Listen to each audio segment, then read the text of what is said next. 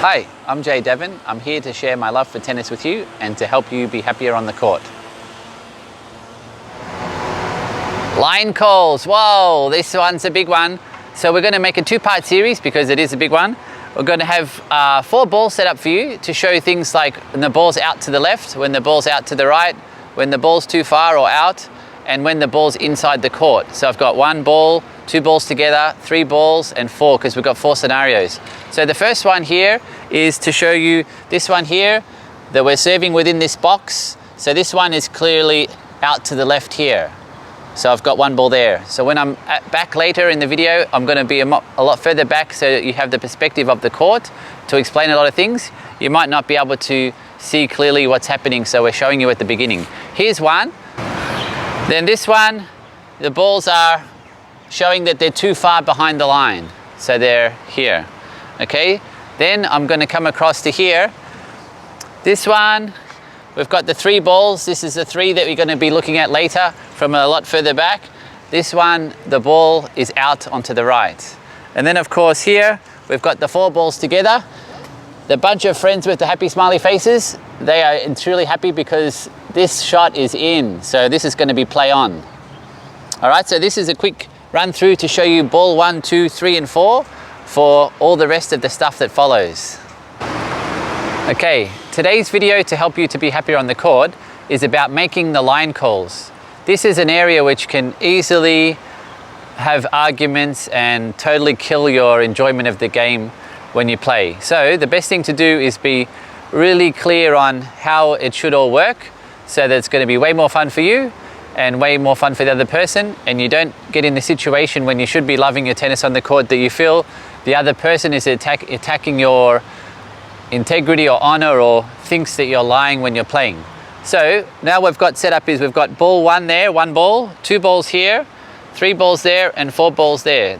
This is to try to make it clear to show you that when, we'll start with number 1, when there's 1 ball over there, if I'm receiving the serve and I'm from where I'm standing, I can see that ball there.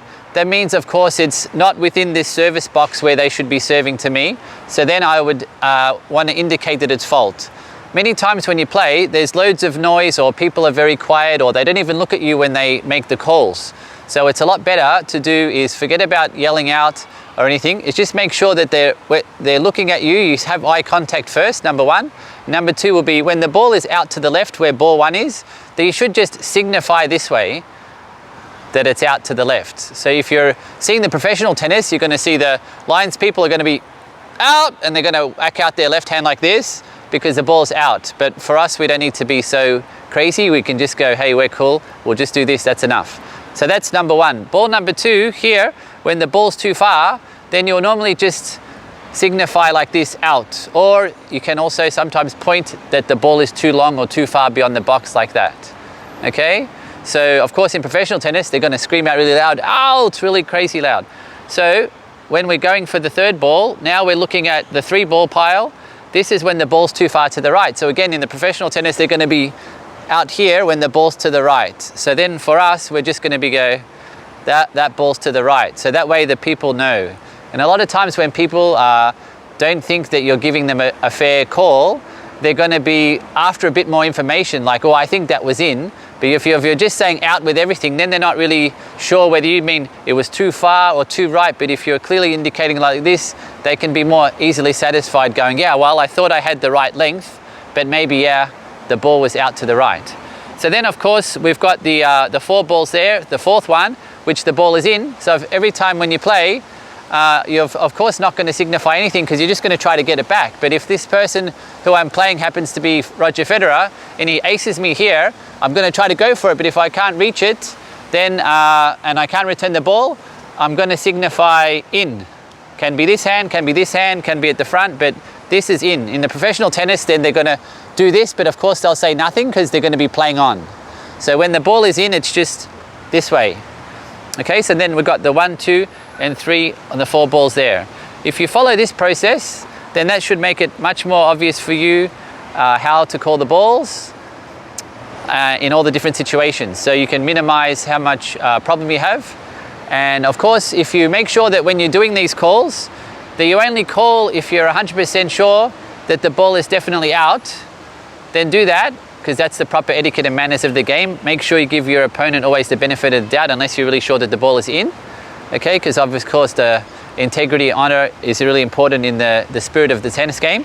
Otherwise, when you see all these four things, situations there, you want to also make sure you're really immediate once it happens and sure, and very obvious. So it's not just going to be like, it's going to be, you know, out there. The whole idea is that you quickly and directly with their eye contact, make them very aware really quickly once something happened that the ball is in or out. With calling the tennis balls when you're playing doubles, this is a really important point that you want to make sure that you're doing so that you're having a lot more fun. And when people actually miss the ball with a fault, that you can let them know straight away instead of playing on balls where they've missed. Now, when you're the receiver's partner and you're positioned for doubles here, and your partner's back there returning the serve, is you have to make sure that you with your partner have an agreement that you will make all the calls, whether it's a fault or be quiet, of course, if it's in, is that you are going to call the service line only. So when you're here and you're positioned here, you have the best angle to be able to look at that ball. So we've got ball 1, ball 2, and ball 3. Ball 2 there, that's the most close to this side. That one there, that is the only ball you can call, because from where you're standing now, you can definitely see the space or the green piece of court between the ball, the white line, the ball and the white line. Okay? So this one you have the best angle to see and make the call. So only that one. So then that means, of course, in professional tennis, there's going to be somebody who's also positioned over here next to the fence or at the side of the court. They're going to be here because they are going to have the best view of this line only, and they only call that line. So when you'll notice when they play, if the serve is in, they'll be like this. If the serve is out, then they're going to yell and they're going to point this way because the ball's too far. But they're only going to call this one here. So if I come back to here, you can see that when I'm here, it's very hard for me to be able to see this ball right next to me and that ball over there, whether it's really in or out, because from where I'm standing, my perspective, I cannot see any space or any green court here. Whereas this one, I can definitely see the green space here between the ball and the line. So once you can see a definite space between the ball and the line or a piece of the court, then that's when you're supposed to say out only. Otherwise it's play on. Everything is benefit of the doubt to the opponent, fair game. So from here I can definitely see that for ball 2, but you can see here, this first ball that's on the left is out. From my perspective, I cannot see that. So I do not call that, and I do not call the other one, because from here also you can see it's a bit of guesswork and not really that sure whether that's really in or out. It is sitting out of the court, but you can see that it's not that clear. So that means until you're perfectly sure that you can see that space between the ball and the line, then you're not supposed to call out. If you like this video, please subscribe to my tennis YouTube channel so that you can get a notification by email each time a new video is uploaded. Also, don't forget to share this video with your friends so they can enjoy their tennis too.